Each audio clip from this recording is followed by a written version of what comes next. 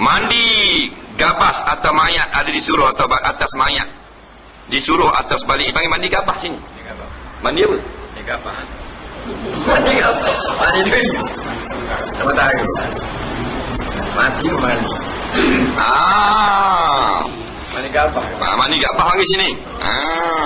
Baik. Dia tak ada disyariatkan mandi gabas. Cuma kalau kita tak siapa lagi tukang mandi, kita tak reti nak mandi, ndaklah sunat kita bersihkan najis. Najis yang ada tu. Nampak? Kerana melamakan ada najis pada tubuh mayat adalah tidak memuliakan mayat. Gitu. Ni kita pergi mandi dah sejuk-sejuk, mandi barang pula sekali lagi. Jadi wak lolong. Balik pada mandi gabas, baik mandi betul. Dia bersih najis, ulama kata. Kalau mandi dulu tak ada je dengar lagi. Bersih dulu. Pasal melama-lamakan najis duduk pada mayat tu tidak menghormati mayat. Ambil cucu-cucu dengan air kat najis tu. Dah 2-3 jam lagi baru sampai tukang mandi. Siang